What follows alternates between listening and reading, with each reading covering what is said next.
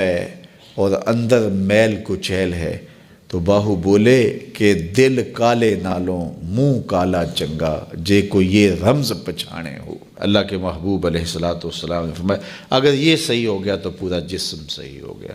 اور حضرت رومی نے جو اقبال کے مرشد تھے کہا کہ دل کو قابو میں کر لو، یہی حج اکبر ہے۔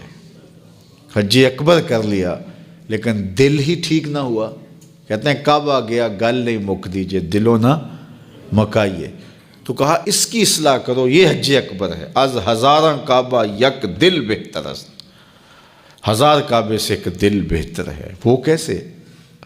اس لیے کہ کعبہ بن گاہ خلیل اطہر است، کعبہ حضرت ابراہیم خلیل کی بنیاد ہے اور دل رب جلیل کی گزرگاہ ہے۔ اس لیے اس کی پاکیزگی کا سامان کریں، اس کی طہارت کا سامان کریں۔ آپ کسی کو بلائیں اور میلی کچیلی جگہ ہو، جہاں گندگی پڑی ہو، غلاظت پڑی ہو، تو آپ کا کوئی عزیز مہمان آئے اس کو بلا کر کے لائیں تو وہاں بیٹھے گا؟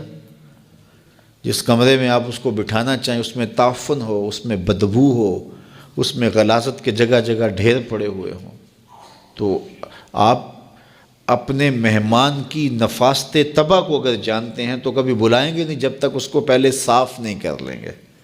کئی لوگ کہتے ہیں جی ہمارا جی چاہتا ہے کہ آپ کو بلائیں لیکن ابھی ہماری گلی بہت گندی ہے، ہمارے گھر میں ابھی کام ہو رہا ہے، جب کام ہو جائے گا تو پھر ہم آپ کو بلائیں گے۔ ہم شادی اس لیے لیٹ کر رہے ہیں کہ مہمانوں نے آنا ہے تو ابھی ہمارے مسئلے چل رہے ہیں۔ یہ کئی لوگ بائی پاس کی وجہ سے شادیاں روکے ہوئے تھے کہ وہ کہتے تھے وہ راستہ نہیں ہے۔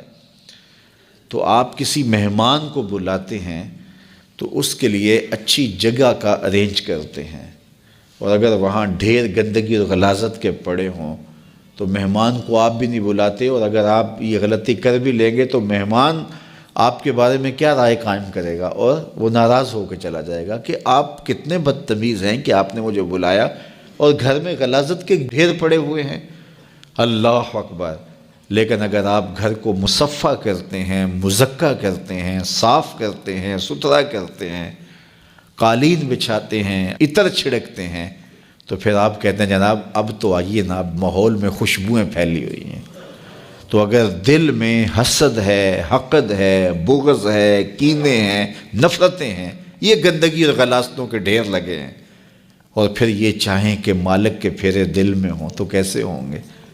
وہ تمہارے دل میں، میرے دل میں آئے گا جب دل میں اتنی غلاظتیں پڑی ہوں گی؟ نہیں، یہ سارے ڈھیر اٹھائیں، دل کو مزکہ کریں، مصفح کریں، پھر اشکوں کا چھڑکاؤ کریں۔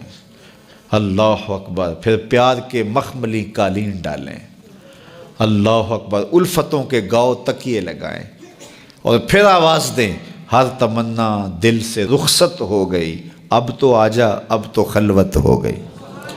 پھر محبوب کو بلائیے تو پھر دیکھیے کہ محبوب جلوہ فراز ہوتا ہے کہ نہیں ہوتا ہے۔ ہماری تو توجہ یہ ہے کہ یہ چہرے کے میل کچیل نکلیں، بدن کی میل کچیل دور ہو، ہمارے کپڑے بڑے ستھرے ہونے چاہیے، ہمارا تو دھیان اپنے ظاہر پہ نا، لیکن اہل اللہ کا دھیان باطن پہ ہوتا ہے۔ صوفیہ فرماتے ہیں کہ اندر صاف کرو۔ حضرت سلطان باہو بولے دل کالے نالوں منہ کالا چنگا، جے کو یہ رمز پچھانے ہو۔ اگر یہ رمز سمجھ میں آ گئی کہ منہ کالا ہو تو کوئی نہیں، دل کالا نہیں ہونا چاہیے۔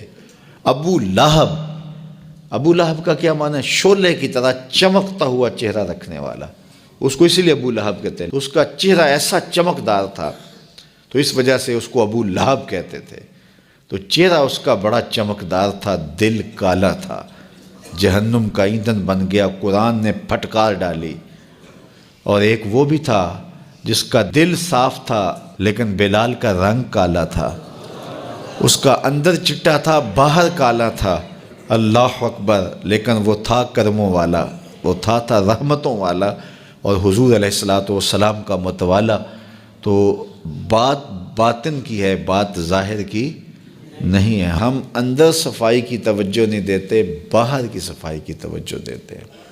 پہلے اندر صاف کر لیں، اندر صاف ہو گیا تو پھر باہر بھی صاف کر لیں۔